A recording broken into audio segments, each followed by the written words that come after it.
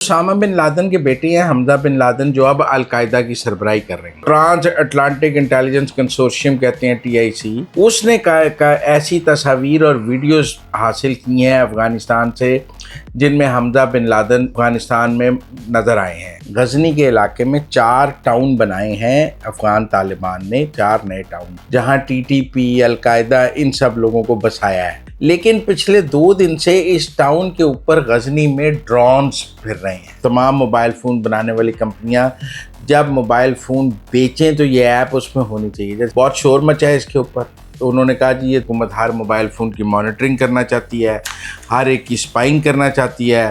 اچھا، عراق کے ایک مذہبی رہنما ہیں آیت اللہ سستانی، ان کو ایران میں بھی بہت احترام کی نظر سے اور ان کی بہت فالوئنگ ہے آیت اللہ سستانی کی ایران میں بھی۔ انہوں نے پچھلے دنوں ایک فتویٰ دے دیا کہ جو آیت اللہ یا جو علماء حضرات سرکار سے تنخواہ لیتے ہیں ان کے پیچھے نماز نہیں پڑھنی چاہیے۔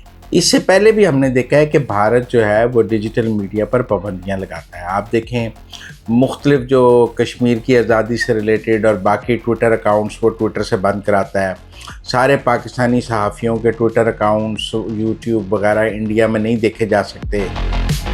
السلام علیکم، سیکیورٹی ٹاک کے ساتھ میں ہوں آپ کی میزبان اقرا ریاض۔ ہمارے ساتھ موجود ہے مزمل سوروردی۔ السلام علیکم، کیا حال ہے آپ کا؟ وعلیکم السلام، بالکل ٹھیک، آپ سنائیں کیسی طبیعت ہے آپ کی؟ میں ٹھیک، اللہ پاک کا شکر ہے سر۔ آئی ایم شور کہ ہمارے ناظرین بھی خیریت سے ہوں گے۔ تو مزمل صاحب، سیکیورٹی ٹاک کا آغاز کریں گے۔ آج کی ولاگ میں ہم ڈسکس کریں گے 5 اہم خبریں۔ تو سب سے پہلے خبر کی جانب بڑھتے ہوئے آپ سے جاننا چاہوں گی کہ حمزہ بن لادن آخر کہاں پائے گئے ہیں؟ ہاں، یہ اسامہ بن لادن کے بیٹے ہیں حمزہ بن لادن، جو اب القاعدہ کی سربراہی کر رہے ہیں۔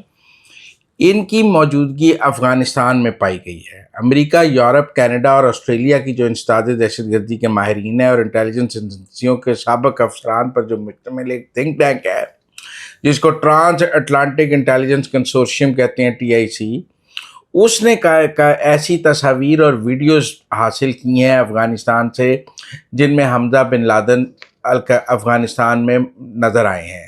انہوں نے یہ بھی کہا ہے کہ یہ ویڈیوز اور تصاویر جس فوٹوگرافر نے اور جس نے بنائی ہیں وہ اب افغانستان سے پہلے آ چکا ہے۔ نئی جو پہلی تصاویر تھیں حمزہ بن لادن کی وہ 2019 کی تھیں، اس کے بعد ان کی کوئی ویڈیو موجود نہیں تھی۔ لیکن اب جو ان کی ویڈیو آئی ہے 2025 میں، اس کا بالکل فورینزک کیا گیا ہے، سب کچھ کیا گیا ہے، تو وہ ان کی میچ کی ہیں اور وہ اس کو جو ہے بالکل حمزہ بن لادن پروو ہوئے ہیں کہ وہ افغانستان میں اس وقت موجود ہیں اور القاعدہ کی سربراہی کر رہے ہیں۔ یہ آپ کو یاد ہوگا 31 جولائی 2022 کو امریکہ نے ایک ڈرون حملہ کیا تھا سراج الدین حقانی کے گھر میں، اور القاعدہ کے اس وقت کے جو سربراہ تھے ایمن الظہروی، وہ وہاں پر مارے گئے تھے سراج الدین حقانی کے گھر میں، اور وہ امریکی فوج کا فضائی حملہ تھا، اور اس کے بعد اس سراج الدین حقانی کے اوپر باؤنٹی بھی رکھی گئی تھی۔ اس کے بعد سے افغانستان میں القاعدہ کی موجودگی کی تو بہت بات کی جا رہی تھی، لیکن اب حمزہ بن لادن کی افغانستان میں موجودگی کی امریکہ، کینیڈا اور آسٹریلیا کا جو مشتمل حساس ادارے ہیں، ان کا انٹیلیجنس کوآپریشن ہے، ہم سب کو جانتے ہیں، ان کے ایک تھنک ٹینک نے بھی اس پر رپورٹ جاری کی ہے کہ حمزہ بن لادن اس وقت افغانستان میں ہیں اور القاعدہ کی سربراہی کر رہے ہیں۔ تو مزمل صاحب آگے بڑھیں گے، بات کریں گے افغان طالبان اور القاعدہ کی۔ تو ان کے لیے جو بسائے گئے نئے ٹاؤنز تھے، ہم بات کریں ان کی سیفٹی کی تو وہ کس حد تک محفوظ ہیں ان کے لیے؟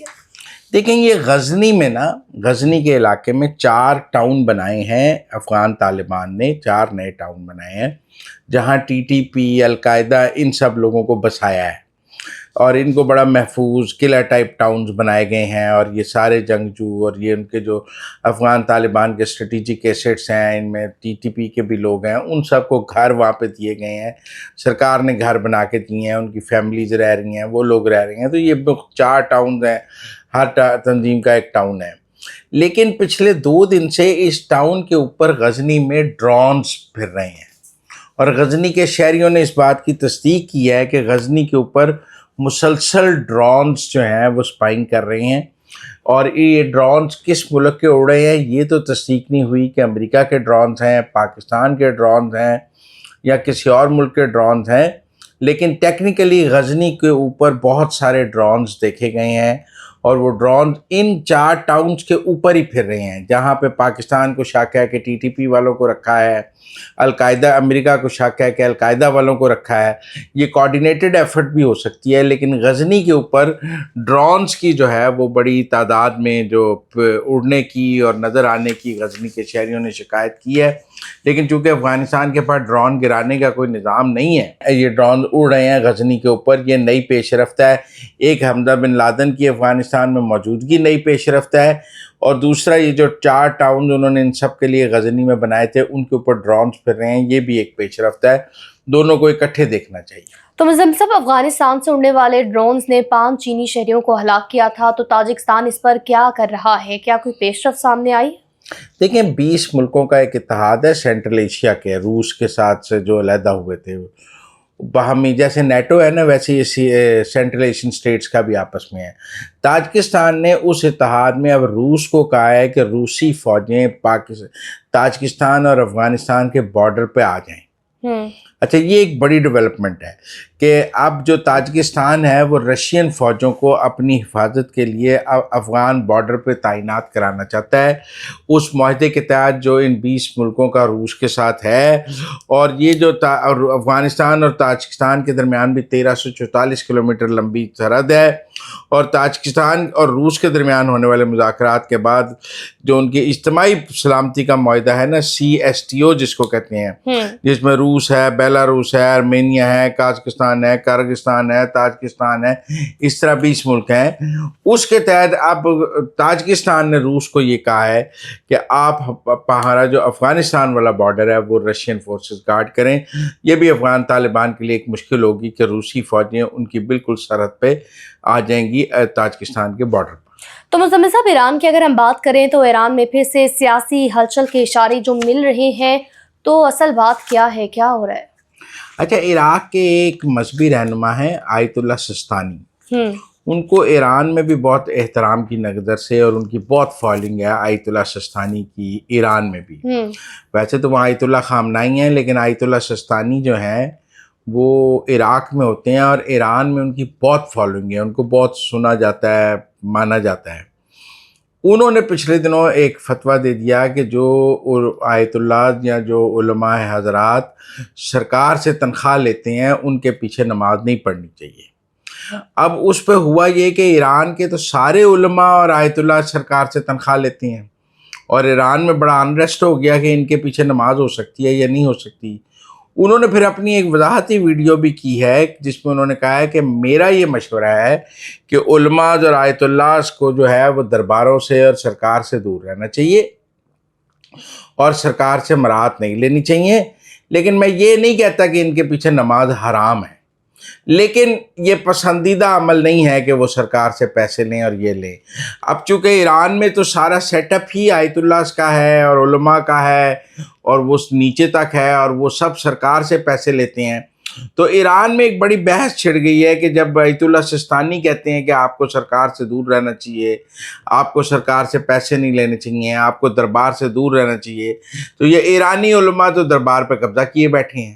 تو اس حوالے سے ایک بہت ہے, انہوں نے گو کہ ایک وضاحتی ویڈیو پہلی ویڈیو کے بعد جاری کی, لیکن وہ وضاحتی ویڈیو نے مزید ایرانی علماء کو پھنسایا ہے, جس کی وجہ سے وہاں ایک بڑی ڈیبیٹ ہے اور آیت اللہ سستانی کے ایران میں بہت ماننے والے موجود ہیں. تو اب ایرانی حکومت کا کیا سٹانس ہوگا؟ وہ تو اس کو ہش اپ کرنا چاہ رہے ہیں, وہ اس کو زیادہ نہیں, کیونکہ آپ کو پتہ ہے یہ تو ان کے سارے سیٹ اپ کو ہلا دے گی یہ بات. انہوں نے آیت اللہ سستانی سے وضاحت کرانے کی کوشش کی ہے, لیکن وضاحت میں مزید پھنس گئے ہیں. لیکن آیت اللہ سستانی نے اپنی بات کو اس طرح نگیٹ نہیں کیا. تو مزمل صاحب, آگے بڑھتے ہوئے اب بات کریں گے ایک ایپ کی. تو بھارتی حکومت نے موبائل فون کمپنیوں کو ایک ایپ انسٹال کرنے کی ہدایت کی, پھر یہ حکم واپس لے لیا گیا ان کی جانب سے. تو وہ کون سا ایپ ہے, کیا معاملہ ہے؟ دیکھیں, وہ ایک سرکاری ایپ تھی جو انہوں نے موبائل کمپنیز کو کہا کہ آپ ہر موبائل میں انسٹال کریں. اس سے پہلے بھی ہم نے دیکھا ہے کہ بھارت جو ہے وہ ڈیجیٹل میڈیا پر پابندیاں لگاتا ہے. آپ دیکھیں مختلف جو کشمیر کی آزادی سے ریلیٹڈ اور باقی ٹویٹر اکاؤنٹس وہ ٹویٹر سے بند کراتا ہے. سارے پاکستانی صحافیوں کے ٹویٹر اکاؤنٹس یوٹیوب وغیرہ انڈیا میں نہیں دیکھے جا سکتے, انہوں نے سینسر لگایا ہوا ہے. اس سے جبکہ انڈین صحافیوں کے پاکستان میں تو دیکھے جا سکتے ہیں, اور जो उतने लोग दुनिया में पाकिस्तान के खिलाफ प्रोपेगेंडा कर रहे हैं उनके ट्विटर अकाउंट भी पाकिस्तान में देखे जा सकते हैं, यूट्यूब भी पाकिस्तान में सुने जा सकते हैं। लेकिन इंडिया में डिजिटल के हवाले से सोशल मीडिया की पाबंदियां पहले से मौजूद हैं। उन्होंने सारे पाकिस्तानी सहाफ़ियों पर लगाई, फिर उन्होंने इंडियन जर्नलिस्टों के भी यूट्यूब और ट्विटर जो है वो बंद कराए जो मोदी के ख़िलाफ़ बोलते थे। तो एक वहाँ सेंसर डिजिटल मीडिया के हवाले से पहले से मौजूद है। हमारे आजकल पीटीआई के लोग बार बार इंडियन टीवी पर जाकर गुफ्तगू करते हैं, वो बताएं कि कोई पाकिस्तानी सहाफ़ी का कोई यूट्यूब कोई चीज़ इंडिया में देखी जाती है? इंडिया में सब बैन नहीं है, तो वो इंडिया में कौन सी इतनी आज़ादी है सहाफ़त है कि आप जाके इंडियन मीडिया पर पाकिस्तान का रोना रोते हैं? वो तो पहले ही एंटी पाकिस्तान है।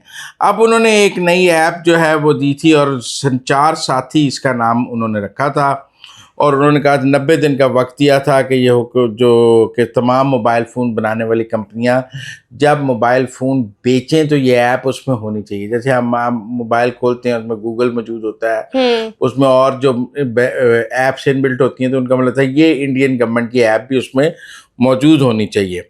बहुत शोर मचा है इसके ऊपर। उन्होंने कहा जी ये तो भारतीय हुकूमत हर मोबाइल फ़ोन की मॉनिटरिंग करना चाहती है, हर एक की स्पाइंग करना चाहती है, और वो जो है इसको जो सबको जो है काबू करना चाहती है।